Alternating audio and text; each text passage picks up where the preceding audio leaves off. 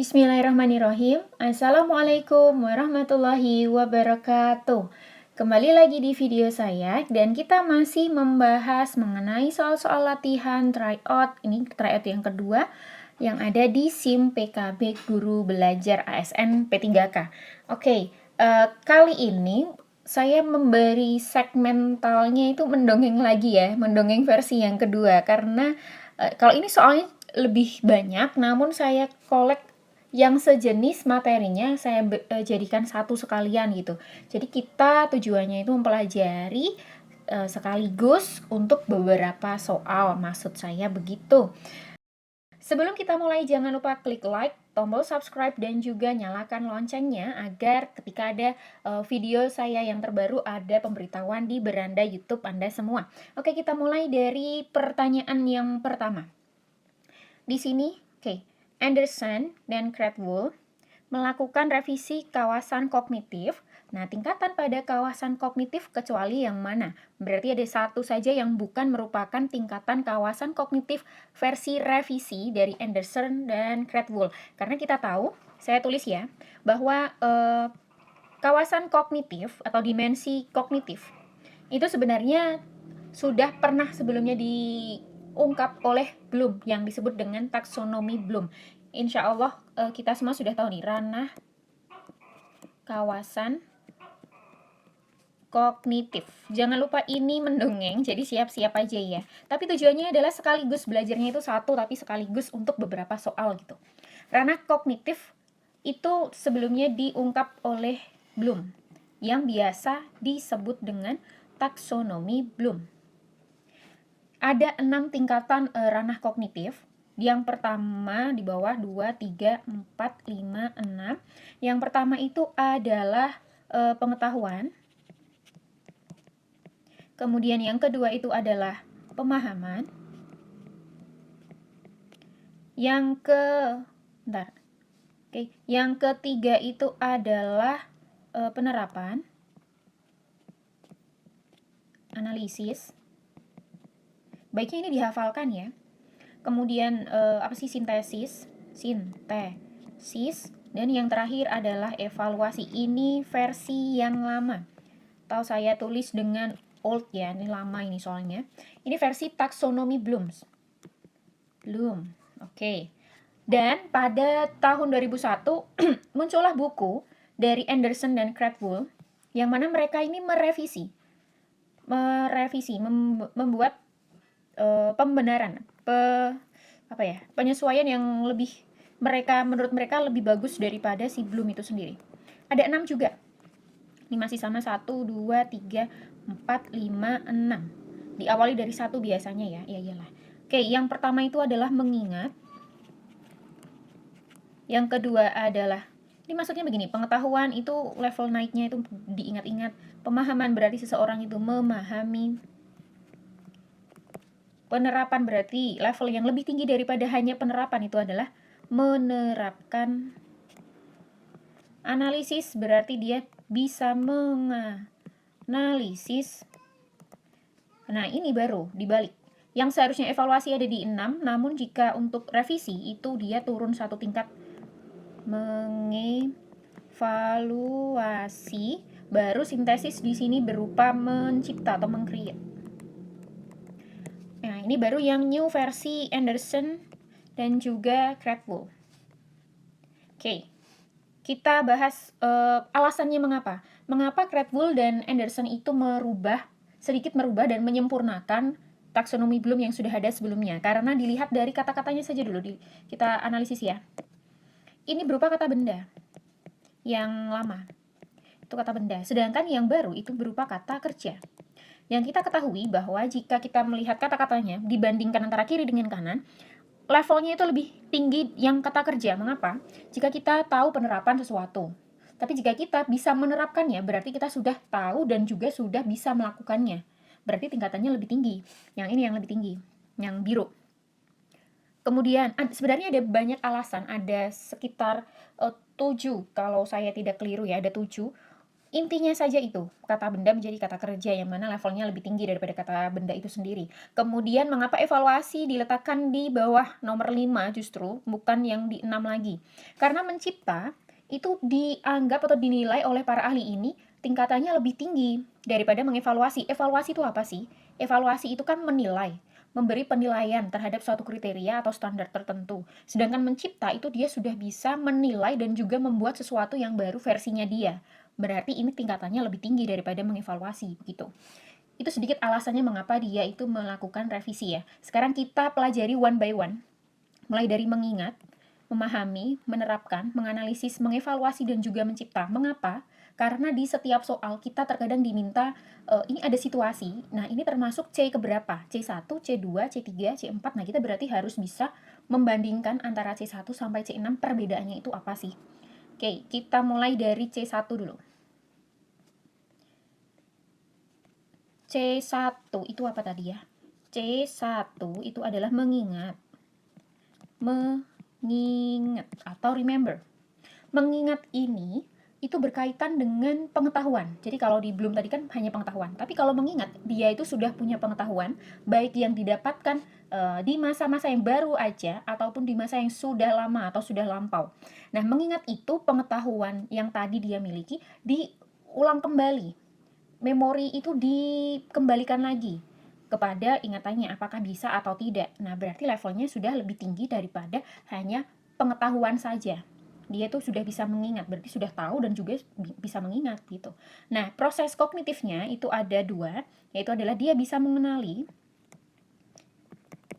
dan dia juga bisa memanggil kembali. Memanggil kembali itu maksudnya bukan manggil hey gitu ya, tapi memanggil kembali itu maksudnya adalah mengingat. Begini maksudnya, saya contohkan ya. Yang mengenali dulu, mengenali. Ini level paling rendah. Ya iyalah, karena C1 berarti dia bisa ketika melihat suatu benda misal, dia bisa mengenali itu benda apa. Atau melihat seseorang, dia bisa mengenali dia itu siapa. Sebatas itu, masih levelnya di bawah ya untuk kategori berpikir. Hanya mengenali dulu. Kemudian dia bisa memanggil kembali, maksudnya mengingat kembali dengan cepat dan juga tepat. Misal, ayah kamu namanya siapa gitu, Bobby gitu misal. Nah berarti dia mengingat kembali, memanggil kembali, recall dengan tepat dan juga cepat. Berarti seseorang yang sudah bisa mengenali dan juga bisa mengingat kembali dengan cepat dan tepat, itu namanya dia sudah berada pada kognitif tingkat 1. Kalau dalam soal evaluasi pembelajaran biasanya kalimatnya apa ya, yang dimaksud apa gitu. Nah, itu berarti yang dimaksud atau benda yang ada di itu. Nah, berarti itu mengenali.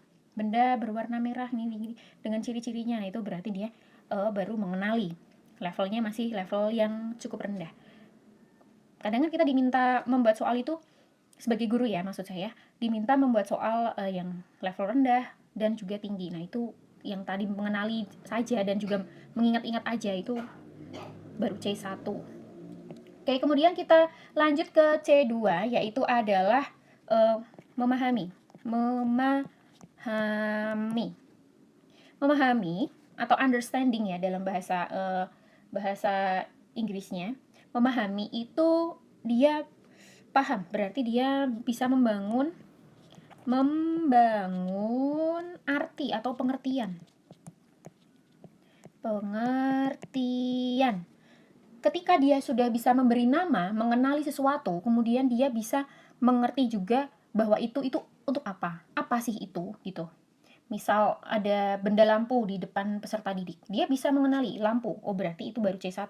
Kemudian dia membangun arti pengertian dia itu untuk apa sih gitu. Berarti itu namanya adalah dia memahami atau mengerti atau understand.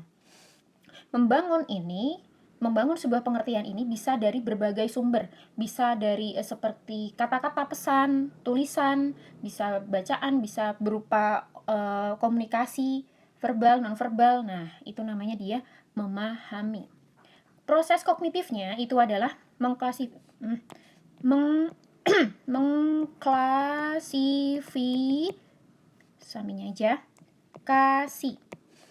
Alhamdulillah. Mengklasifikasikan. Mengklasifikasi atau mengelompok-ngelompokkan. membeda-bedakan. Oh ya, di sini yang kedua itu adalah membedakan, membandingkan. Compare, membandingkan. Oke, seseorang yang dianggap sudah memahami sesuatu berarti dia itu kan sudah dapat pengertian. A itu adalah A, kemudian B itu adalah B, C itu adalah C gitu ya, sesuatu informasi apapun itu. Kemudian dia bisa mengklasifikasi, mengelompokkan. A itu kayaknya mirip dengan B jadi satu. Misal tentang hewan nih. Ini hewan yang ada di udara, ini di udara juga, oh jadi satu. Yang itu di air, oh berarti beda kelompoknya, gitu maksudnya. Kemudian ketika dia sudah bisa memiliki arti antara semua benda informasi tadi, dia bisa membandingkan antara satu sama lain. Yaitu adalah dia dia tinggalnya di udara, berarti dia itu bisa terbang, dia bisa punya sayap dan lain sebagainya. Sedangkan yang di air seperti ini, seperti itu. Berarti itu sudah bisa membandingkan. Itu adalah dia dianggap sudah paham, bukan hanya sekedar mengingat, mengenali saja, tapi dia bisa paham arti dari setiap informasinya itu seperti apa. Berciri-ciri, bisa mengelompokkan dan juga bisa membandingkan satu sama lain.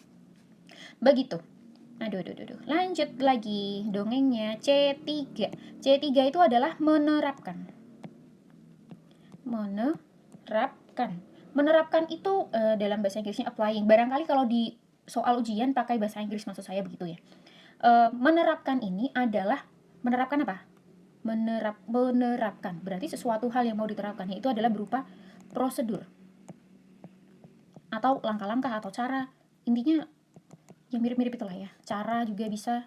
Prosedur, langkah-langkah atau cara untuk apa? Untuk melakukan percobaan. Misal kalau untuk peserta didik, percobaan tidak harus peserta didik ya, semua orang kadang mencoba-coba sesuatu.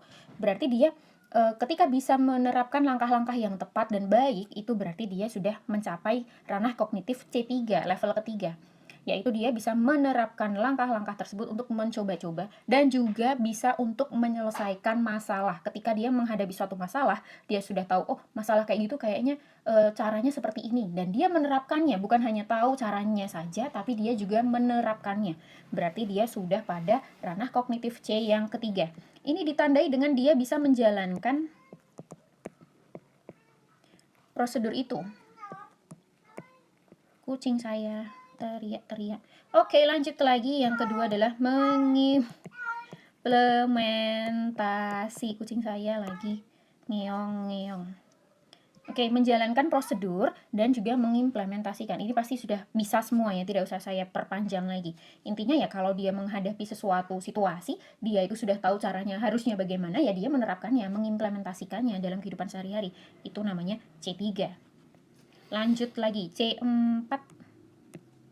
Oke, C4 ini adalah dari kalau sebelumnya analisis, sekarang menganalisis. Menganalisis itu apa sih intinya? Menganalisis itu adalah membreakdown. Breakdown apa ya?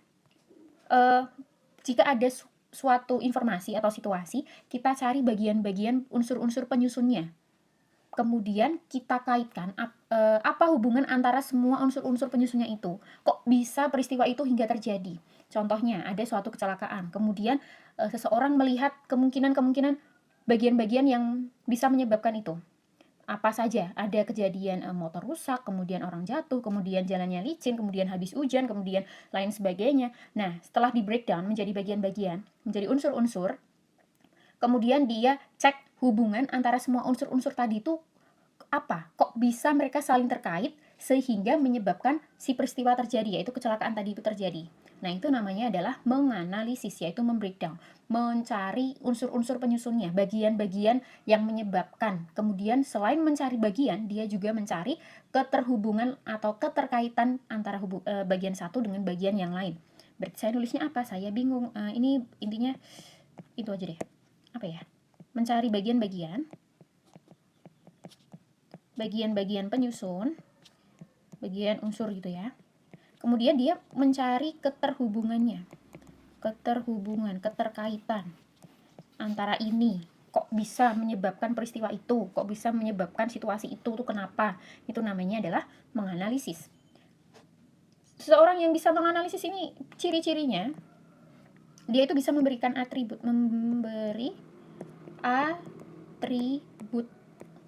kemudian dia juga bisa mengorganisir lah. Maksudnya adalah memberi atribut, itu berarti dia ya tadi bagian-bagian tadi. Kemudian mengorganisasikan karena setiap bagian dia kait-kaitkan, nah itu mengorganisasikan. Lanjut yang C. Bentar saya buat halaman baru. C berapa tadi ya? 4, sekarang berarti C5. C5 itu adalah mengevaluasi, di mana evaluasi sendiri pada taksonomi Bloom itu evaluasi itu adalah di ranah paling atas, namun di versi yang revisi, yang terbaru, yang penyesuaian terbaru, dia itu berada di C5. Mengevaluasi, sebagai guru harusnya tahu nih, evaluasi sendiri, misal evaluasi pembelajaran. Berarti guru itu melakukan apa? Penilaian kan? Penilaian. Nah, sama, seseorang yang sedang belajar pada ranah kognitif yang kelima, mengevaluasi, berarti dia itu sudah mampu memberikan penilaian. Penilaian berdasarkan apa? Suatu kriteria dan juga standar tertentu. Standar yang dia percayai, bisa dari dia sendiri standar dan kriterianya, atau bisa dari yang sudah ada. Nah, kriteria dan standar yang biasa dipakai itu adalah berupa ini, kualitas. Mengapa? Karena setiap orang ketika menilai sesuatu dilihat dulu kualitasnya seperti apa sesuatu itu. Apakah bagus atau kurang bagus. Kemudian yang kedua adalah dilihat juga efektivitasnya. Efektivitas itu maksudnya pengaruhnya. Apakah berpengaruh bagus atau tidak buat dia, iya kan? Semua orang wajar seperti itu. Kemudian efisiensi. Efisiensi itu adalah ketepatan atau kesesuaiannya. Apakah sesuatu itu, informasi itu dianggap sesuai atau tidak olehnya. Kemudian yang terakhir adalah konsistensi, yaitu keberlanjutan. Mengevaluasi, seseorang yang bisa melakukan evaluasi itu jika standar dan kriteria yang menurut dia buat itu sudah mengarah pada hasil dan juga langkah-langkahnya itu sudah efektif atau belum. Jadi seseorang itu menganggap bisa menilai sesuatu jika dia itu berorientasi, bertujuan pada hasil akhirnya, dan juga di langkah-langkahnya itu sudah bagus atau belum gitu. Oke, biasanya orang yang bisa mengevaluasi atau pada proses mengevaluasi, dia itu bisa mengecek dan juga dia bisa mengkritisi. Contohnya, mengecek itu adalah sesuatu kekeliruan. Apakah ada kekeliruan? Misal, kalau sebagai guru, terkadang kan ada supervisi itu ya, itu kan mengevaluasi.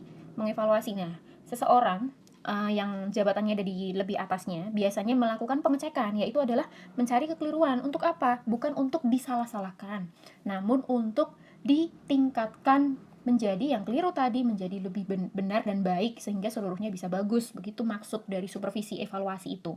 Sedangkan mengkritisi, seseorang yang sudah bisa mengkritisi itu adalah seseorang yang bisa tahu mana yang benar dan mana yang salah. Jadi misal di kelas, ketika guru menerangkan sesuatu, pelajaran, materi, kemudian ada peserta didik yang menyampaikan pendapatnya berupa mengkritik, loh Bu, ini kok Pak, ini kan harusnya seperti ini. Justru Anda itu mendapatkan peserta didik yang sudah pada ranah C5. Ini bagus sekali, ini kan ciri-ciri sudah pada tingkat berpikir kritis ini. Berarti dia itu sudah tahu mana yang benar dan mana yang salah, walaupun menurut versinya belum tentu benar dan salah beneran ya, tapi dia sudah bisa mengkonfirmasi apa yang ada di otaknya dia bisa mendebat. Nah, ciri-ciri yang bisa mengevaluasi dengan baik itu orangnya bisa mendebat dengan bagus itu. Jadi jangan, wah kamu ini anak yang suka mendebat ya, jangan gitu, malah bagus sebenarnya. Dapatkan seluruh peserta didik kalau bisa malah menjadi ahli debat di kelas, karena dia bisa memperjuangkan pendapatnya. Lanjut, yang terakhir itu adalah mencipta, creating, ya jelas mencipta apa sih? Mencipta produk yang baru menurut versinya.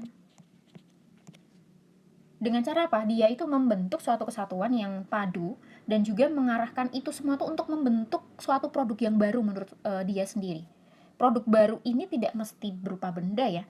Apapun itu yang menurut dia itu sebelumnya belum ada dan dia menciptakannya sendiri, baik berupa langkah-langkah, baik berupa gagasan, berupa kesimpulan dan lain sebagainya, ataupun barang-barang yang dia ciptakan, ataupun yang ahli ngedance, dia menciptakan gerakan-gerakan sesuai irama.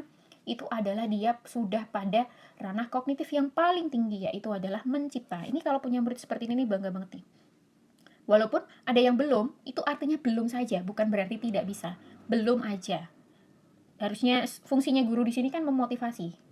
Oke, ciri-cirinya dia bisa generalisasi, membuat simpulan baru gitu ya. Dan juga memproduksi. Jelas, karena mencipta itu berarti membuat produk baru, berarti dia sudah bisa memproduksi sesuatu yang baru menurut dia sendiri, walaupun baru itu tidak harus hal yang belum ada sebelumnya, namun bisa berupa kumpulan atau perbaikan dari hal yang sebelumnya, tapi dia buat versi dia sendiri. Itu adalah memproduksi. Oke, semoga tadi bisa difahami.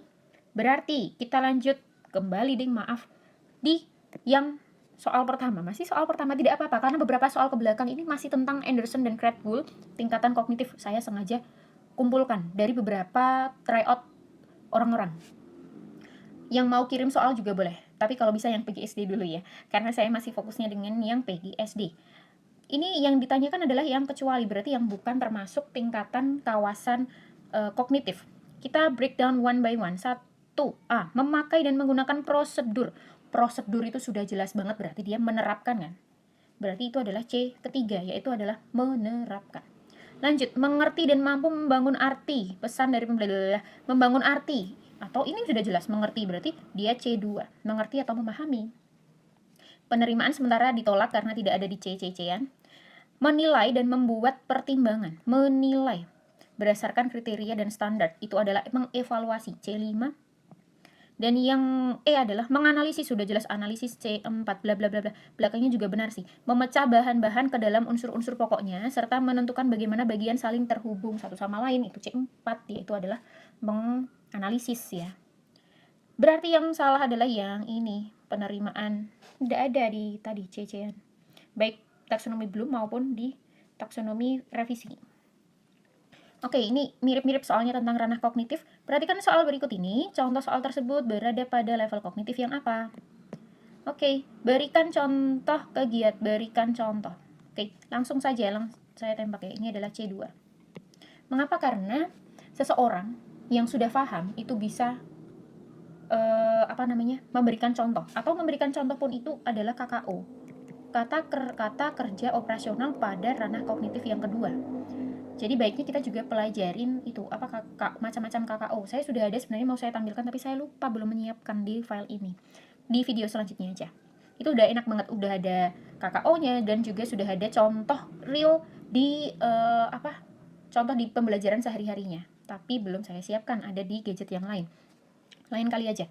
Oke, memberikan contoh kegiatan yang bisa dilakukan peserta didik dalam mewujudkan berarti dia sudah dianggap bisa mengerti kegiatan peserta didik untuk mewujudkan ini. Bukan, ya itulah pokoknya. Dia bisa mengklasifikasi, mengelompokkan kegiatan mana saja yang bisa mewujudkan tenggang rasa sesama manusia. Dia bisa mengelompokkan, contoh itu kan berarti dia mengelompokkan yang hanya ini aja. Sedangkan kegiatan peserta didik yang selain itu tidak termasuk dalam soal ini, berarti dia bisa mengelompokkan kan. Berarti itu adalah C2. Itu trik jika kita tidak hafal KKO. Berarti kita analisis dulu. Kegiatan peserta didik dalam mewujudkan tenggang rasa. Berarti dia harus bisa mengelompokkan kegiatan mana saja yang bisa mewujudkan tenggang rasa. Padahal kegiatan peserta didik itu ada banyak banget. Namun yang hanya mewujudkan tenggang rasa itu yang mana gitu. Berarti dia bisa mengklasifikasi. Evaluasi itu adalah C5. Pengetahuan itu C1. Kreasi itu C6. Aplikasi itu adalah C4. Berarti yang itu. Lanjut. Apa nih pertanyaannya? Bentar, tak gedein dulu. Pada KD bla bla bla bla. Oke, materi dan tingkat kognitif. Tuh kan, tingkat kognitif lagi. Mengapa kok bisa jajar-jajar? Saya sengaja. Kata diksinya itu apa? Pemilihan katanya kan menganalisis. Berarti sudah jelas sekali. Dia adalah C4. Kita langsung eliminasi. Yang bukan C4. Ini hilang, ini hilang, ini hilang. Tinggal yang ini dan yang ini. Kemudian tadi itu tentang bentuk-bentuk, kalau materi itu tertulis di KD ya. Bentuk-bentuk interaksi manusia dengan lingkungan, pengaruhnya terhadap pembangunan sosial, budaya, ekonomi. Mengapa saya fokusnya ketiga ini? Karena ini berupa materi, bagian-bagian materi. Yang mana di ABC-an harusnya ya 3 bagian-bagian itu, tidak termasuk yang lain. Kita cek ini sosial, budaya, ekonomi. Ini kok pendidikan, sosial, dan budaya, ekonominya mana, pendidikannya kata siapa? Oke, berarti yang itu B, gampang ya. Lanjut. Indikator untuk soal di atas berada pada proses kognitif yang mana? Mengapa penggunaan zat aditif buatan yang berlebih dapat menimbulkan dampak? Oke, ini adalah proses kognitif C4. Mengapa? Karena peserta didik diminta untuk menganalisis. Menganalisis itu ciri-cirinya juga kan bisa berupa bagaimana, kan ini siswa berarti diminta untuk membreakdown bagian-bagian. Bagian-bagian itu berupa penggunaan zat aditif buatan. Nah, ini kok jadi penuh?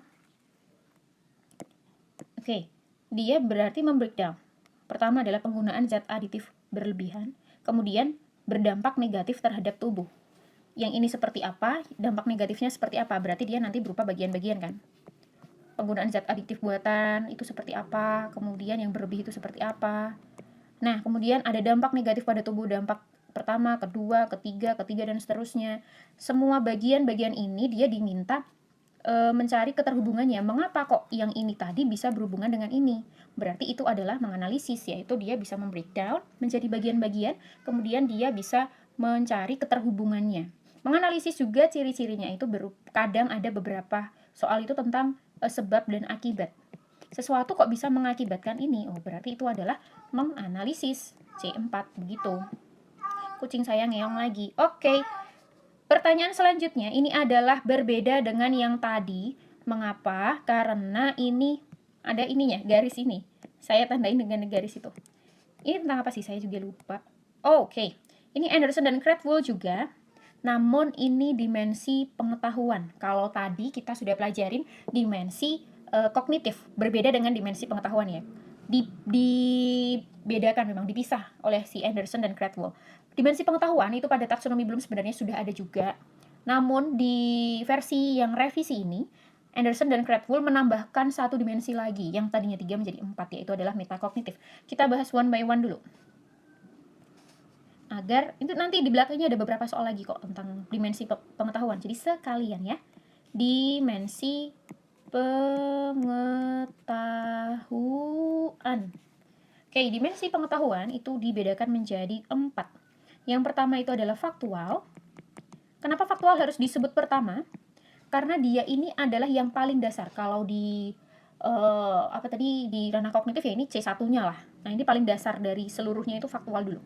Faktual itu terdiri dari 2 subjenis, yaitu adalah pengetahuan terminologi, logi, dan juga pengetahuan mengenai elemen detail. Elemen detail atau spesifik ya, yang hanya khusus dia aja gitu, khasnya dia. Oke, maksudnya adalah dimensi pengetahuan faktual, seseorang itu belajar, tahu, itu berawal dari apa dulu sih? Kita baca koran, sebelumnya kita harus bisa apa dulu? Huruf-hurufnya kan? Kita bisa mengerti semua alfabetnya, bilangan-bilangannya, istilah-istilah yang ada di situ, baru bisa memahami isinya. Itu namanya terminologi, yaitu adalah memahami istilah berupa label dan juga simbol. Bisa berupa alfabet ABC-nya, bisa bilangan Romawi, bisa bilangan 1, 2, 3, bisa berupa peta, bisa simbol-simbol peta. Mengapa? Karena ketika kita mau baca peta, yang pertama banget kita harus bisa itu adalah, ya kita tahu simbol-simbolnya itu tentang apa aja. Kalau kita tidak tahu, baca aja ya percuma. Itu adalah dasar banget ya. Faktual itu kan, oh ya ini belum saya kasih pengertiannya. Faktual itu adalah elemen dasar, di dasar gitu aja lah. Kok dasarnya kayak gitu nadaku ya?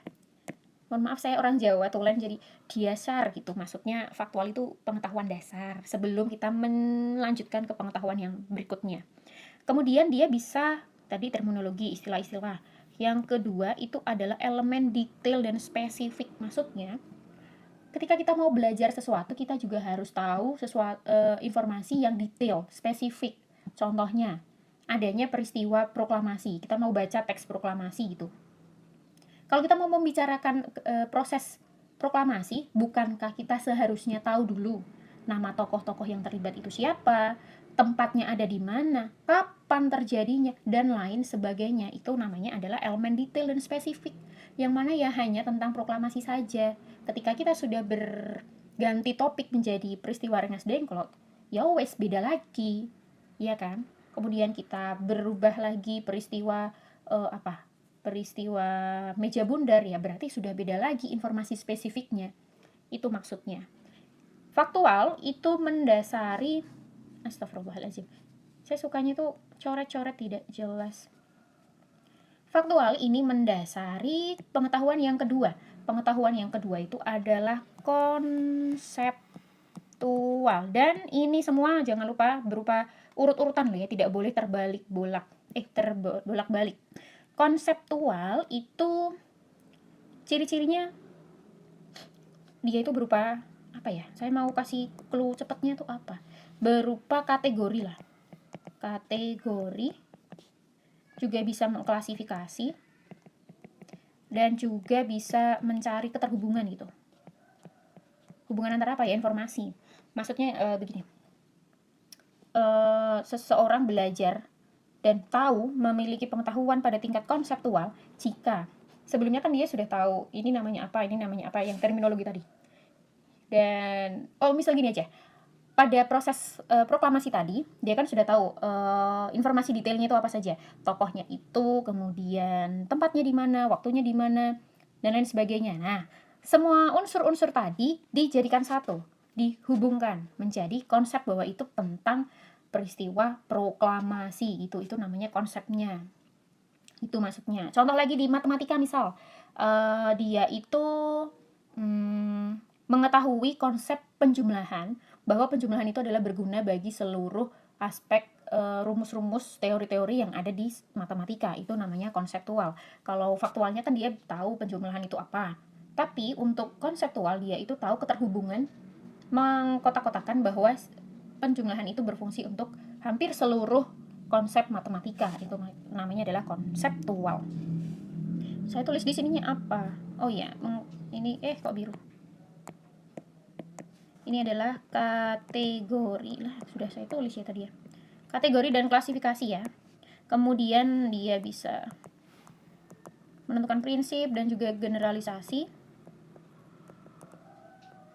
Dan yang ketiga dia itu juga tahu tentang teori, model, dan juga struktur sesuatu. Struktur, oke. Lanjut lagi. Nah, dimensi pengetahuan yang konseptual tadi, dia mendasari dimensi pengetahuan yang ketiga, yaitu adalah prosedural.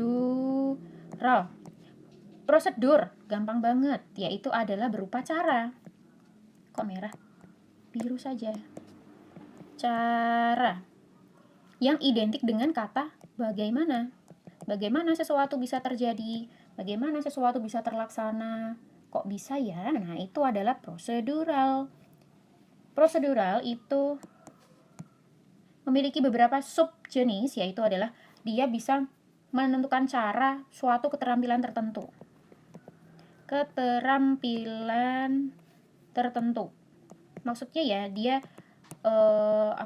bisa melakukan keterampilan sesuatu gitu lah. Gampang. Sebenarnya tidak usah saya jelasin ya. Teknik. Nah, dia tahu tentang suatu teknik dan juga metode dalam menyelesaikan sesuatu. Kan prosedural. Dan yang terakhir dia mengetahui tentang suatu kriteria untuk menentukan kapan harus menggunakan prosedur yang tepat. Nah, dia bisa melaksanakan pada keterampilan tertentu dan dia tahu teknik dan metode yang bisa digunakan serta dia tahu kriteria prosedur mana untuk menyelesaikan suatu masalah yang mana. Beda-beda. Nah, dia tepat maksudnya. Yang terakhir, contoh konkretnya ya. Contoh konkretnya itu misal pengetahuan untuk menentukan jenis esai apa yang harus ditulis misal. Ini biasanya ranahnya yang sudah lebih dewasa ya. Misal anak SMA atau kuliah gitu misal. Dia diminta untuk membuat karya tulis. Nah, esai. Dia bisa menentukan mana penulisan seperti apa yang mau dia utarakan, dia tulis. Sebenarnya anak sekolah dasar juga sama bisa, tapi pada level yang mungkin lebih rendah daripada anak-anak yang lebih dewasa. Oke, yang terakhir itu adalah Yang terakhir itu adalah yang baru metakognisi atau kognitif. Tadinya saya mikir kok serem, ternyata yang serem itu adalah metafisik ya. Nah, kalau metakognitif dalam KBBI, Kamus Besar Bahasa Indonesia, metakognitif sendiri artinya adalah metakognitif dalam KBBI BI itu artinya adalah pemahaman seseorang terhadap sistem informasi yang ada pada dirinya sendiri. Apa ya, berarti pemahaman terhadap diri sendiri itulah, pemahaman terhadap diri sendiri. Nah, itu adalah metakognitif. Maksudnya seseorang dikatakan tahu jika setiap informasi yang dia dapatkan dan dia peroleh, dia itu tahu fungsinya dia untuk dia itu apa sih. Kemudian apakah dia sudah mencapai informasi itu dengan maksimal atau belum. Kemudian informasi itu tuh apakah dia bisa bertanggung jawab terhadap informasi itu. Maksud intinya tuh dia bisa mengevaluasi untuk dirinya sendiri gitu. Nah, itu adalah tingkatan yang paling tinggi. Kalau level paling rendah itu adalah, menurut saya ya, saya zaman dulu tuh, mengapa zaman sekolah saya dulu, mengapa, karena saya tahu, kemudian saya bisa membangun konsepnya, kemudian saya bisa melakukan prosedur-prosedurnya, tapi jujur saja saya itu tidak tahu fungsinya untuk saya itu apa. Itu namanya belum mencapai dimensi pengetahuan metakognitif. Mengapa? Ya karena dia belum tahu itu fungsinya untuk apa. Dia bisa belum sadar, atau saya belum sadar dan saya belum bisa bertanggung jawab terhadap seluruh informasi yang saya dapatkan zaman dulu. Kalau sekarang alhamdulillah bisa lebih mendingan gitu ya daripada zaman dulu kala ya. Nah, itu adalah metakognitif, yang mana zaman sekarang peserta didik itu dituntut agar dia bisa sadar dan tanggung jawab terhadap pengetahuan dan pemikirannya mereka sendiri. Jadi tidak hanya ikut-ikut, tidak hanya grembel aja gitu maksudnya ya, dia tuh tanggung jawab juga sama apa yang ada di pikirannya dia. Selain tahu, selain bisa menyusun konsepnya, selain tahu langkah-langkah cara yang harus dicapai, dilakukan itu apa ya, dia tahu juga bahwa informasi itu dia bisa bertanggung jawab gitu intinya. Nah, metakognitif ini itu terdiri dari beberapa sub jenis, yaitu adalah pengetahuan strategis, dia bisa tahu posisi ya. Kemudian kontekstual, dan kondisional. Dia bisa si kondisional. Bentar, saya tulis aja dulu deh. Dan pemahaman terhadap diri sendiri. Oke, strategis, dia tahu posisi. Kemudian kontekstual dan kondisional, bahwa informasi pengetahuan disiplin ilmu yang dia peroleh itu seharusnya nyambung dengan kehidupan sehari-hari dan dia bisa memposisikan sesuai kondisi-kondisi. Nah, itu namanya seseorang yang bisa pada level yang paling tinggi dari pengetahuan itu. Kemudian dia bisa mengetahui dirinya sendiri. Apakah pengetahuan itu, tadi sudah saya jelasin berkali-kali lah, pengetahuan itu bermanfaat atau tidak. Oke, lanjut. Berarti pada soal yang tadi, menurut Anderson dan Cradwell, pernyataan di atas yang termasuk dimensi faktual. Berarti yang pertama sekali ditunjukkan dengan nomor. Oke, saya perbesar dulu biar lebih jelas. Pengetahuan tentang bagaimana melakukan sesuatu bukan, faktual itu yang pertama banget ya, hanya mengetahui, mengenali, dan juga elemen dasar, pokoknya ilmu dasarnya. Seperti baca koran tadi. Kalau baca koran tidak tahu cara baca hurufnya, setiap istilahnya itu artinya apa, kan percuma. Pengetahuan, ini nih udah jelas nih.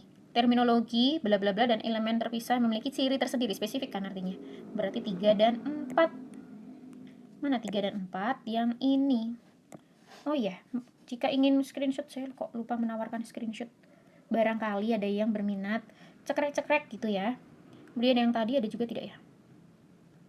Yang ini dulu, barangkali mau di screenshot. Kurang. Loh kok panjang?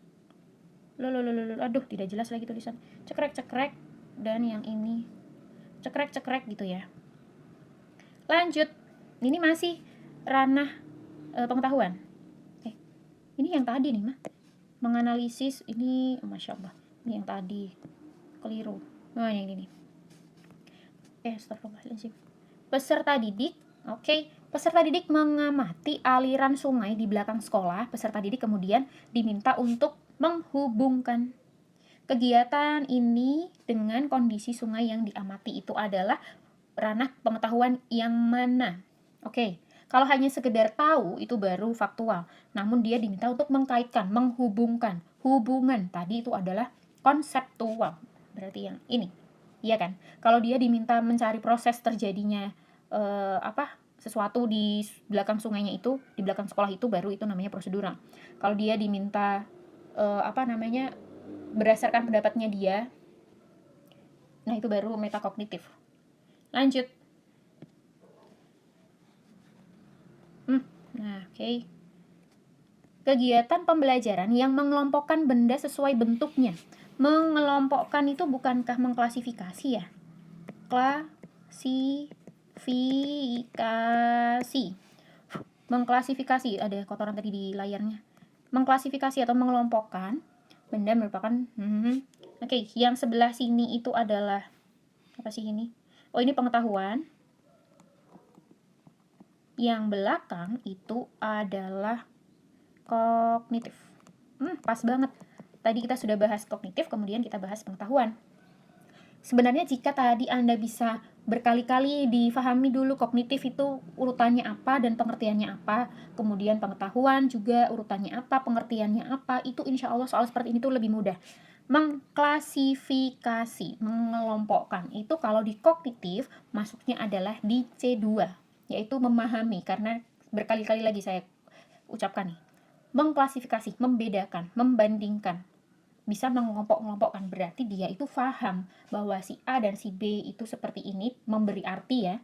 Kemudian dia dikelompokkan menjadi satu, yang hewan, udara, dan air tadi. Sedangkan pengetahuannya, ranah pengetahuannya itu adalah sebenarnya kalau Anda lihat ini aneh loh. Ini prosedural, ini faktual, tapi konseptualnya 3 sendiri. Jadi ini mencurigakan, berarti konseptualnya lebih menarik gitu. Karena dia diberi 3 option. Berarti ya bisa saya katakan ini memang jawabannya adalah yang konseptual. Memahami, C2 kan. C2 itu memahami dan juga konseptual. Mengapa? Balik lagi pada menit yang sebelumnya, coba dicek. Konseptual itu kan keterhubungan, mengklasifikasi, mengkategorikan, iya kan? Nah, sudah jelas banget konseptual. Lanjut lagi. Oh, ini udah beda materi, beda. Tidak apa-apa, yang ini tidak panjang kok, tenang saja.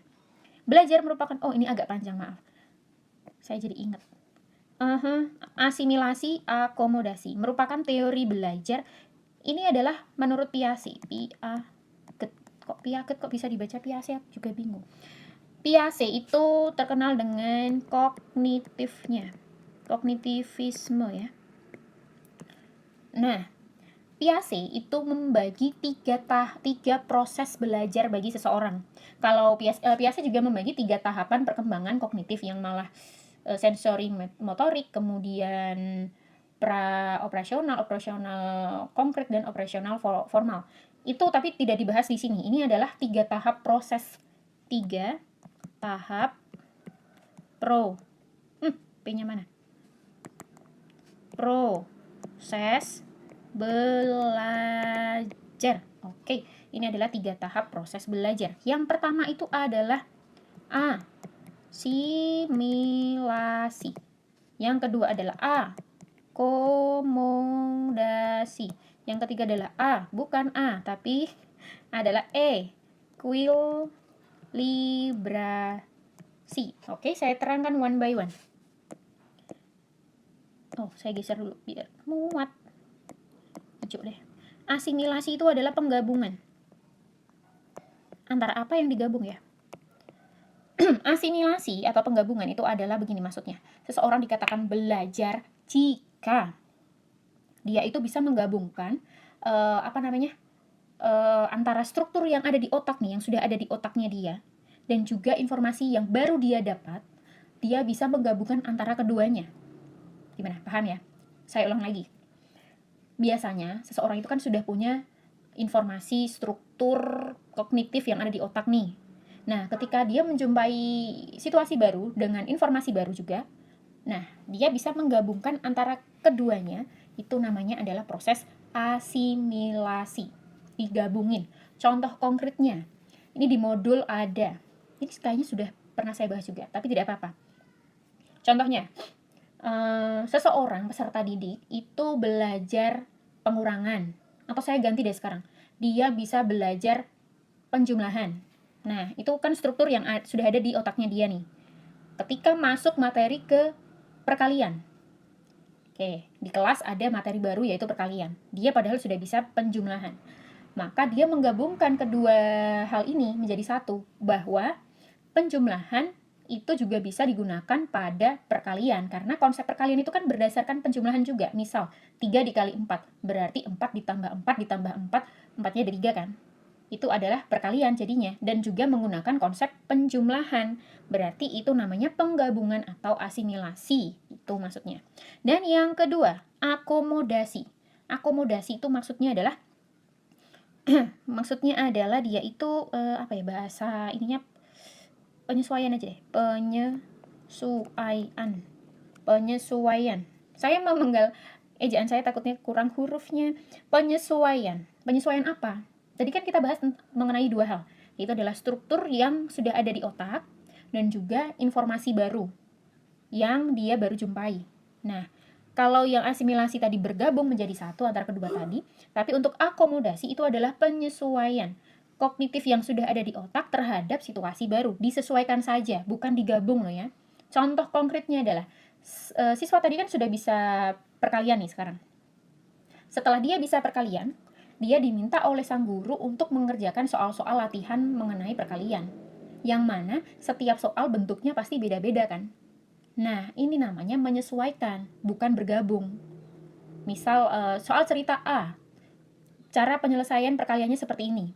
Ketika menjumpai soal B, apakah pasti cara-caranya sama? Kan tidak. Kalau yang asimilasi tadi, perkalian itu ya caranya pasti sama. Mau 2 kali 8, mau 5 kali 10, mau 11 kali 100, ya caranya sama.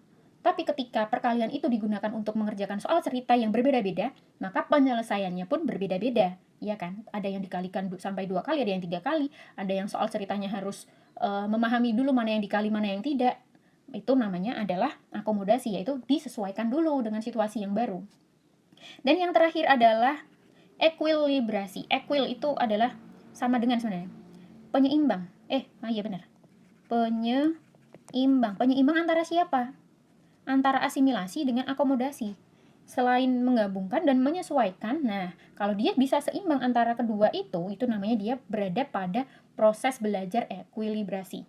Jika seseorang yang tidak mencapai proses ekuilibrasi dengan baik, dia tidak bisa menyeimbangkan antara asimilasi dengan akomodasi, maka ya jelas dia tidak seimbang. Apanya yang tidak seimbang? Tingkat kognitifnya, yang menyebabkan dia itu bisa mengalami gangguan dan juga ketidakteraturan. Ditandai dengan apa? Mungkin kita semua pernah menjumpai peserta didik yang ketika bicara itu tidak runtut, berbelit-belit, dan juga mungkin terputus-putus serta tidak logis juga. Nah, itu adalah ciri-ciri peserta didik yang tidak mencapai proses belajar ekuilibrasi, tidak seimbang yang ada di otak, kemudian menjumpai situasi baru, nggak bisa nyingkroninnya, nggak bisa gabungin maupun nggak bisa menyesuaikan. Namanya itu tidak mencapai ekuilibrasi, sehingga dia itu ciri-cirinya itu tadi, ngomong tidak jelas, tidak runtut, malah gagu kadang. Itu karena yang ada di otak dengan informasi yang baru dia dapat itu nggak match gitu, nggak bisa saling terhubung. Ini sebenarnya dari tadi saya panjang lebar, itu fungsinya adalah untuk memahami asimilasi dan akomodasi serta ekuilibrasi pada teori belajar kognitivistik ya. Karena begini, sebenarnya tanpa tahu asimilasi dan akomodasi pun, kita tadi bisa cek dari ininya, pada pembentukan struktur kognitifnya. Kognitifnya berarti ya jelas kognitivistik itu akan lebih cepat ketika mengerjakan. Tapi ingat, video saya itu biasanya bukan hanya mencari kuncinya, tapi kita baiknya pelajari untuk mengerti. Pelajari untuk mengerti, ketika mendapatkan soal yang lainnya kita sudah bisa juga insya Allah, jika konsepnya masuk. Lanjut lagi tentang teori belajar. Teori humanistik, human ya, manusia. Dalam pembelajaran biasanya memiliki ciri, ya jelas, ini terlalu mudah, memanusiakan manusia itu sendiri, humanistik. Udah jelas banget tanpa saya bahas lagi ya. Di materi pedagogi sebelumnya juga ini sudah pernah. Oke, itu adalah soal terakhir pada video kali ini. Terima kasih sudah mengikuti dengan baik. Saya doakan semua yang menonton video ini diberi kelancaran, diberi kemudahan pada tes tahun ini, mendapatkan kelulusan peringkat terbaik pada formasi masing-masing. Dan juga jangan lupa carilah keberkahannya. Terima kasih, jangan lupa klik like, tombol subscribe, dan juga beri komentar dan saran pada kolom komentar. Terima kasih. Mohon maaf jika ada kesalahan. Wassalamualaikum warahmatullahi wabarakatuh.